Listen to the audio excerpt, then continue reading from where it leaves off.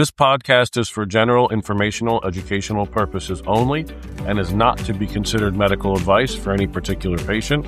Clinicians must rely on their own informed clinical judgments when making recommendations for their patients. Welcome, everybody, to another episode of PHM from Pittsburgh. I am still your host, Dr. Tony Tarchichi. For those of you who are new, welcome. And for those of you who aren't new, welcome back. As a reminder, I'm a trained pediatric hospitalist here at UPMC Children's Hospital, Pittsburgh, in the Paul C. Gaffney Division of Pediatric Hospital Medicine. We've been coming to you since 2016, which is now our 10-year anniversary, talking about anything related to pediatric hospital medicine. This is a very special series we put together because of the world and what's happening. We need to rediscuss vaccine-preventable illnesses. I'm going to kind of talk a little bit about the point of this series in our intro episode right now. The point of the series is for those of us who take care of children in a hospitalized setting or even in an outpatient setting if you wanted to, we need to have information about what these vaccine-preventable illnesses used to do. What were the incidences before the vaccine, sequelae, morbidity, mortality, all of this information that for some of us, such as myself, not having lived through, let's say, Hib or polio, we've read historically and we know the improvements, but we don't have that previous data. The goal of this series is to remind our listeners some of the basics of the vaccine-preventable illnesses, viruses, bacteria, how they present clinically, how to treat, but then to review some of the old data from before the vaccine and then talk about the new data. This is something I, to be fair and honest, never wanted to do. I never had a desire to go back and recover this because I was very happy in medicine that we had gone this far. But here we are, and we're going to cover over the next few episodes. And for this intro episode, I have to tell you, we had a reach list of hosts that we wanted, or experts we wanted for this intro episode, and we got the top of our pick. We are very pleased I'm very pleased to introduce Dr. Paul A. Offit as our expert guest. Dr. Offit is the director of the Vaccine Education Center at the Children's Hospital of Philadelphia, as well as the Maurice R. Hillman Professor of Vaccinology and a Professor of Pediatrics at the Perelman School of Medicine at the University of Pennsylvania. He's currently a voting member on the FDA's Vaccine Advisory Committee and has previously served on the Advisory Committee for Immunization Practices to the CDC. He's also the co-inventor of the rotavirus vaccine, Rotatech, recommended for universal use by infants by the CDC in 2006 and by the WHO in 2013. The vaccine was estimated recently to save about 165,000 lives a year. He's also the author of 11 books written for the public about science, medicines, and vaccines, and the best expert guest we could have gotten for this particular episode. So Dr. Paul Offit, thank you so much for joining us.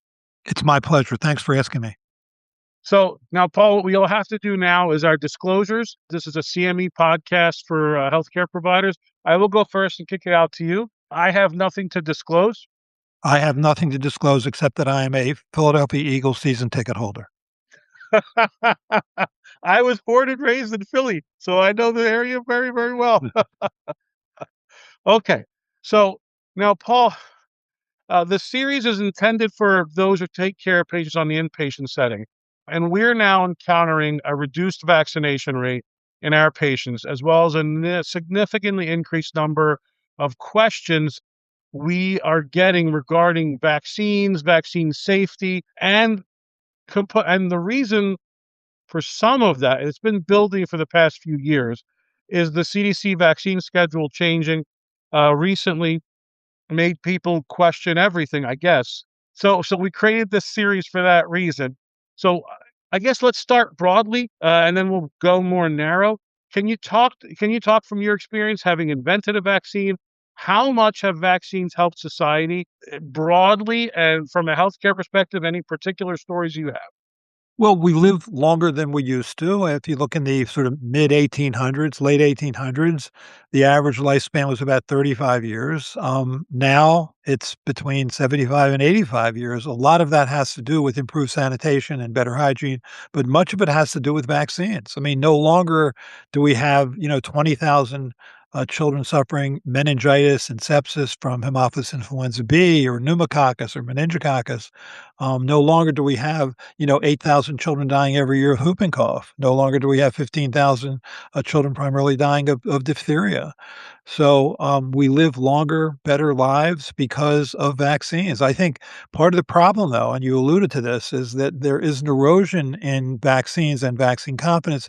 I think for two reasons. One is that we don't see most of these preventable diseases anymore, so we're not compelled by them. We're not scared of them. And on the other hand, you have a tremendous amount of misinformation that is readily available on the internet that is scary. So I'm not surprised that people are pushing back. And frankly, one other point is we do ask a lot of parents. We ask parents in the first few years of life to vaccinate their children against 14 different diseases. That can mean as many as 5 shots at one time. It can mean as many as 25 shots or 26 shots during that period of time to prevent diseases most people don't see using biological fluids most people don't understand. So I think it's not surprising that people have questions, and we just have to be patient and understand that. Do you think we've done a good enough job up to this point in explaining? It's hard. I mean, the misinformation business is a very well-funded business. There's a group called the Centers for Countering Digital Hate. They put out a monograph called the Disinformation Dozen, which are those 12 people or groups that put out the most information or bad information about vaccines. They're really well-funded. I mean, to like the tens of millions of dollars worth of funding. The misinformation business is much bigger than the information business. So we're going up against a sort of a big hill. And I do think people aren't scared of the diseases anymore, so it's a much harder sell, and I would even go a step further. I think most young doctors haven't seen these diseases also, so they're a little less compelled by them. I mean, I'm in my 40s, Paul, and I remember getting chicken pox, but I never saw him as an attending or as a resident. I saw tetanus, I think, one time. So even I haven't seen a lot of these, and I'm at a major academic center. Yeah, well, I was at that major academic center between 1977 and 1980. I trained at Children's Hospital in Pittsburgh, and they had this 12-hour on, 12-hour off emergency department shift that you on for 3 weeks. And I would do, 2, 3 spinal taps a night because we didn't have a Hib vaccine. We didn't have a meningococcal vaccine or pneumococcal vaccine. And I got very, very good at doing spinal taps. Now, I think at Children's Hospital in Philadelphia, our residents often don't do spinal taps. It's the interventional radiologist that does the spinal taps because we have largely eliminated meningitis. And that's one of the reasons I had the impetus to do this series because of that. I mean, I am worried as a physician taking care of hospitalized children that if Hib and pneumococcal, if people start getting these vaccinations, getting them less and less and less, we're going to start seeing meningitis again, hearing loss again, death again in diseases we've eradicated. And it doesn't seem like this is a train that's going to be easily stopped. Yeah, I had to give a talk to a group of older physicians in Florida, just virtually a week or so ago. And one of the physicians told a story whereby he said that over the past 6 months, they had seen 2 cases of Haemophilus influenza B, one in a 4-month-old child that died, and the second in a 2.5-year-old child who had severe meningitis with brain abscesses and seizures and coma and likely brain death.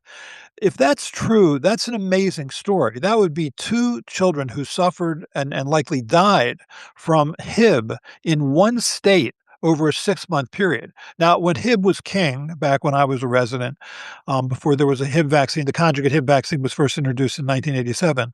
But before that, you would see 20,000 cases of invasive Haemophilus influenza B disease. Today, usually it's a couple dozen cases a year in the United States, 24 cases, 28 cases for a bacteria that has a mortality rate of 2 to 5%.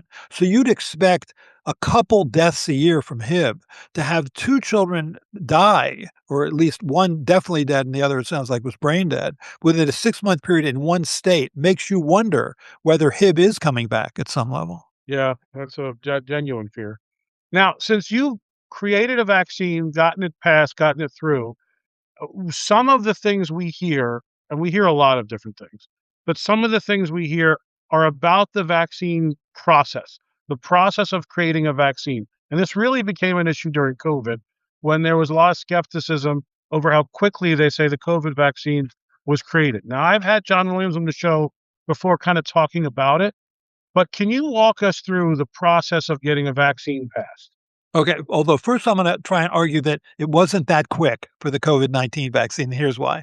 In 1997, Drew Weissman and Katie Carrico began their work on using mRNA technology as a way to make a vaccine. So that's 1997, for which they ultimately won the Nobel Prize in medicine. Then when SARS-1 hit in 2002, 2003, Barney Graham and Kizzy Corbett and others at the National Institute of Health started working on an mRNA vaccine for SARS-1. So this is like 2002, 2003, well before the SARS-CoV-2 virus came into this country. So that by the time SARS-CoV-2 came into this country, we had a lot of experience with that technology for that vaccine.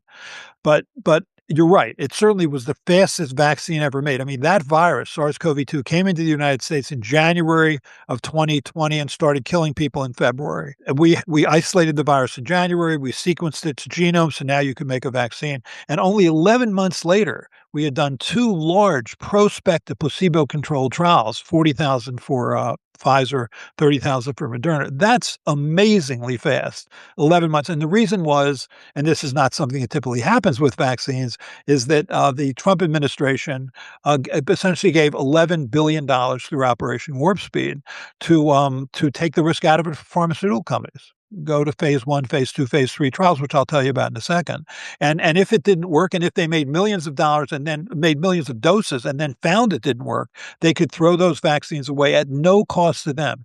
I mean, the Trump administration took the risk out of it for pharmaceutical companies. I think honestly, and I was born before the polio vaccine, I think this was the greatest scientific or medical achievement in my lifetime.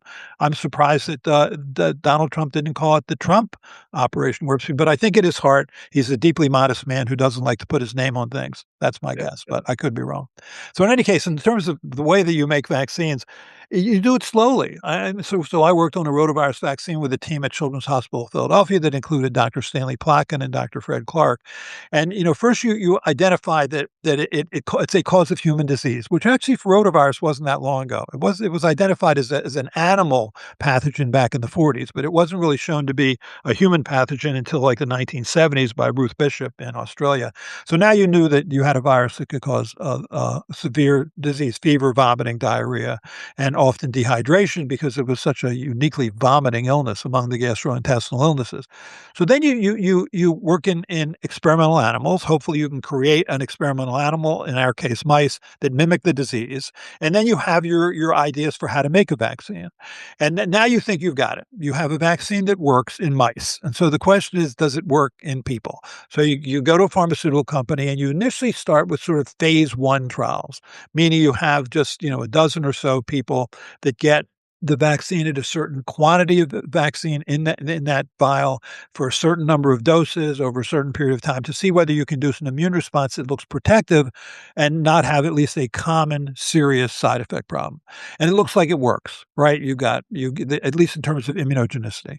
Then you go to phase two. So now you're looking at hundreds of people to see whether you have consistently an immune response that you think is going to be protective based on your animal model studies, and that you don't have still a relatively common side effect problem.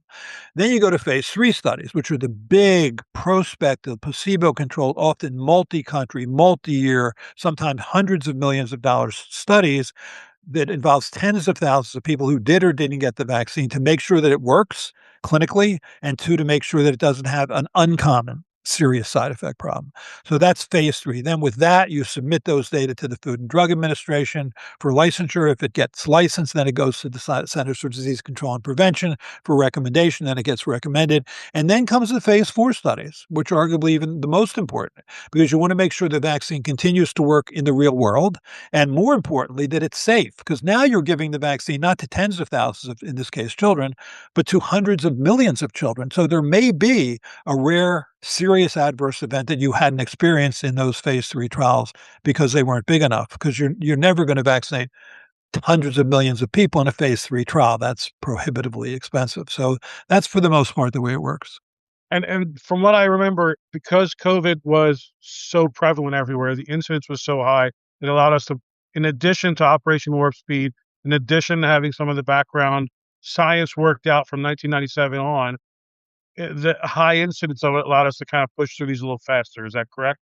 Yeah, there was obviously a compelling desire to make this vaccine and make it quickly. I mean, here you had a virus that could be spread asymptomatically, that caused, that was killing hundreds and then thousands of people a day, that had unusual biological and clinical characteristics that you met basically with the technology, messenger RNA, that had never been used before. It really was an amazing accomplishment. And although the vaccine could, primarily in sort of the 6 to 29-year-old male, be a rare cause of myocarditis, inflammation of the heart muscle, for the most part, that was transient, self-resolving, short-lived. So I think that the price to pay was actually a small one considering, the novelty of the technology and the novelty of the virus. Well, I tell our medical students as well, and I won't belabor the point, but I will make this point for those listening. When COVID came out, we had MISC at the same time, multi-inflammatory systemic syndrome in children. That became a significant issue for our older teenage kids. We had a lot of kids in the ICU, very, very critically ill. And this was the first time I've ever seen a disease pop up. We had never seen MISC before, similar to Kawasaki's, but worse and different. And as a scientific community, the world got together and figured out a diagnostic path. And then post vaccination, it has all but disappeared. And I've never seen that happen, a disease pop up and go away because of a vaccine so fast.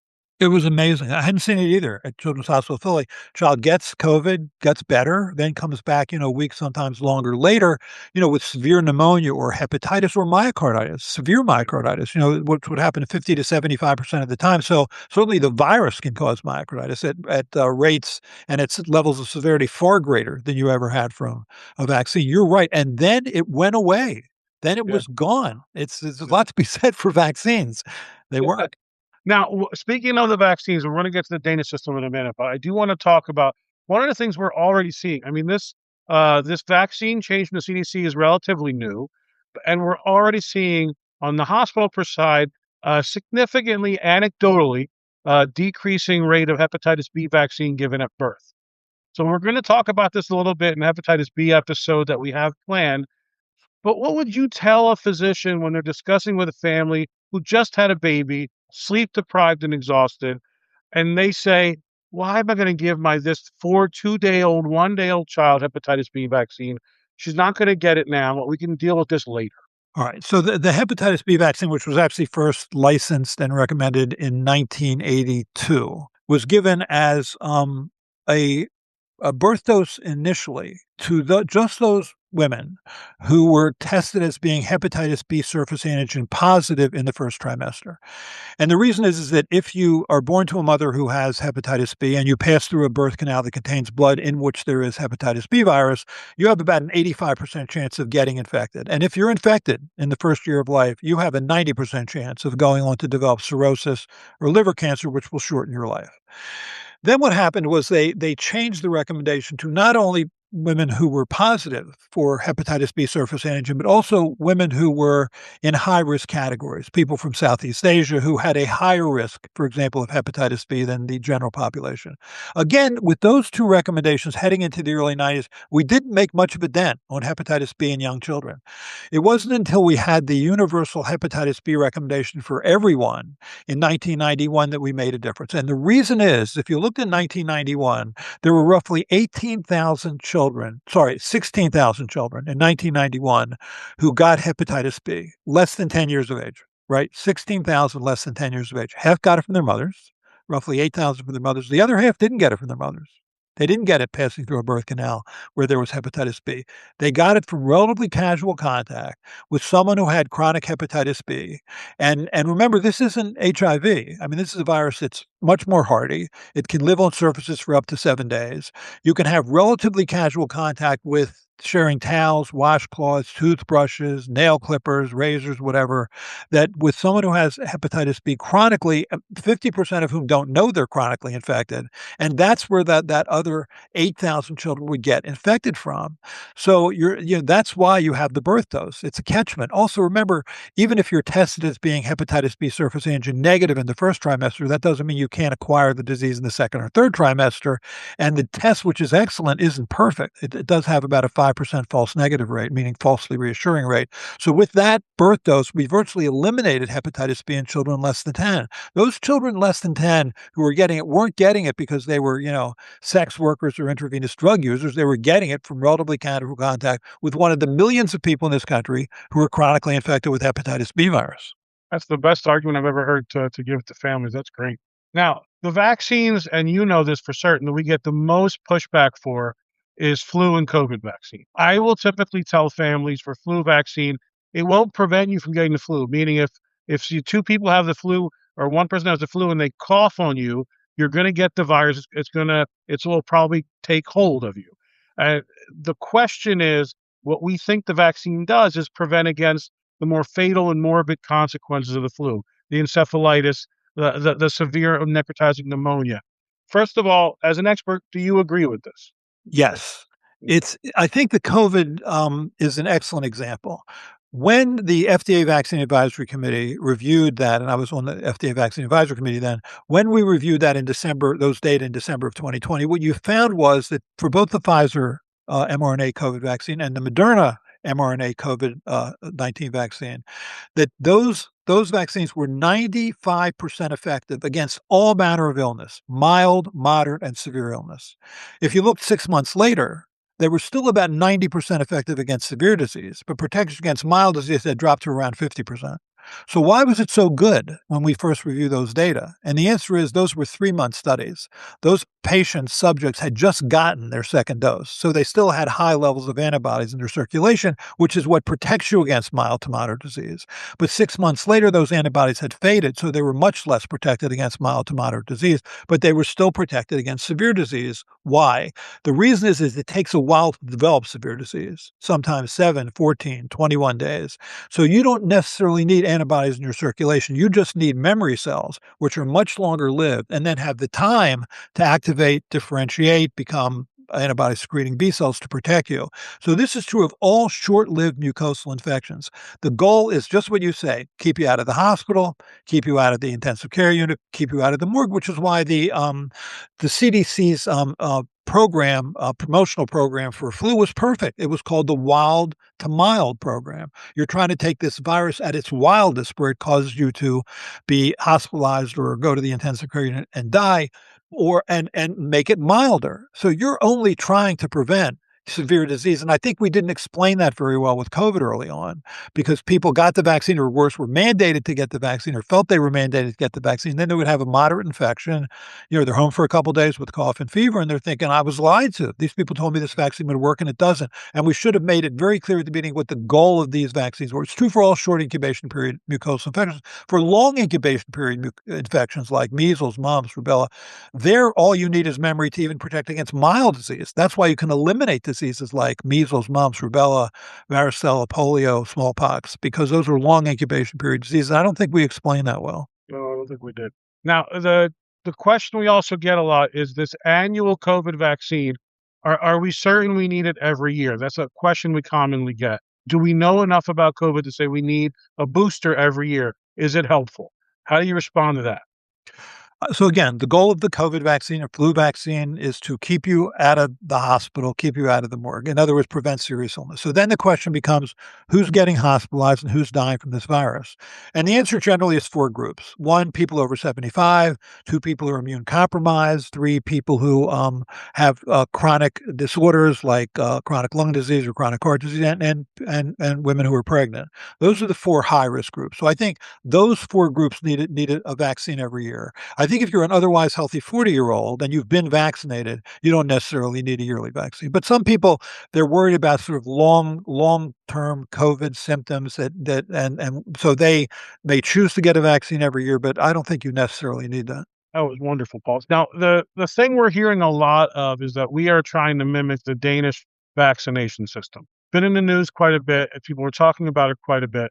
What's your opinion about the Danish system? Do you think it's applicable to the U.S.? No. for many reasons. First of all, they have a national health system, which we don't have. Secondly, they have a child poverty rate of around 4%. Ours is around 20%. Third, because they're a national health system, they make choices about which vaccines they want to give or not, which ones they're willing to pay for. So take rotavirus, for example. We give a rotavirus vaccine in this country. I mean, we gave a routine vaccine starting in 2006. And then the second vaccine, Rix, came out in 2008. So Rotatech in 2006, Rotarix in 2008. We virtually eliminated these 55,000 to 70,000 hospitalizations that we would have every year from that virus. Now, the Denmark, for example, chooses not to give that vaccine. And if you look at a recent study, they found that there were like 1,200 hospitalizations per year from rotavirus, severe dehydration. Now, Denmark is three-quarters the size of New York City. It has 6 million people. So if you multiply 6 million times 55, brings you up to the roughly 330 million we have in this country, that it equaled about 66,000 hospitalizations. So they're just choosing not to give it. I think the better question is, why isn't Denmark, mimicking us instead of us trying to mimic Denmark? Same thing with RSV vaccine. They choose not to give that vaccine. The RSV vaccine, at least in children, when given either to pregnant mothers or the monoclonal antibody given around birth, that has decreased the incidence of hospitalization in children less than 3 months of age by more than 50%. They choose not to do that. I think it's on them, not us, to prove why we're doing what we're doing. I have seen the RSV vaccines work. We have significantly less RSV than we did a year or two ago. And I can tell you firsthand, it's worked very, very well. Paul, that is just great. For those of us who are working in the hospital, such as yourself, every day, day in and day out, these questions that come up, some of them are impossible to answer. Some parents will tell us in the Bible it tells them not to vaccinate, and you can't get into a theological discussion on a hospital floor because there's no winning that argument. People are going to believe what they believe, and they should believe and be allowed to believe what they believe. That's what makes America great. But do you have any words of advice for the physicians, the nurse practitioners, the PAs, the healthcare providers out there, really for the benefit of the patient, trying to talk these families into getting vaccines because we know it'll help? Yeah, be patient. I think never say to someone that their fears are unfounded, even if they are, just because I think it's understandable when someone has a fear, they have that fear. It's real to them. And so do the best you can to try and talk them through why it is that fear doesn't compute with all the data that we have, and try and explain that clearly and carefully. And I think at least my experiences are about 85% of the time I'm largely successful. I mean, the 15% of those where I'm unsuccessful are just people that are conspiracy theorists. They believe that there's the pharmaceutical industry owns the government, owns the medical journals, owns the doctors, and I'm just one of those people. So I'm not going to convince them. But I think for the most part, people do want to trust their doctors. You want your doctor to like you. When your child is sick, you want them to hook into you. So when you say, I don't believe what you're saying, I think vaccines are dangerous and shouldn't be given, that takes a critical step away from the doctors. People do generally trust their doctors, and most people, Republican, Democrat, Independent, value vaccines. And I think that's why when you have somebody like Robert F. Kennedy Jr., Secretary of Health and Human Services, he's starting to back away more from his anti-vaccine stance because it's unpopular. Now, the last question I'm going to ask you, it's a question that's been asked and answered, but even on something popular like the Bill Maher show. Bill Maher's a comedian, has a show on HBO. There was a whole conversation about autism and vaccines. And while the agreement was, okay, vaccines don't cause autism, the overall consensus was something is causing an increased rate in autism. Why can't vaccines be a part of that cocktail? I don't agree that it is part of the cocktail at all. I don't think vaccines cause autism in the slightest. But how do you respond to that question? So, first, I'm not sure autism is increasing. I mean, I understand that the number is as high now as 1 in 32 children, but it largely has to do with better recognition, better diagnostic tools. I mean, I can think of at least one child in my sixth grade class who definitely would have been considered having autism, and we just didn't hear the word, even though autism really was introduced into the medical lexicon by late 40s.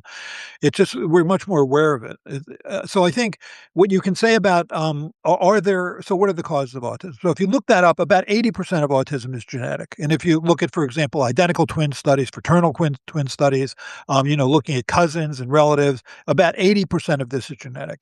There are other factors. So, for example, valproic acid, if taken which is an anti-seizure drug, if taken during pregnancy, increases the risk of autism. Rubella ironically, increases your risk of autism, which is why the MMR vaccine arguably is one way to prevent autism.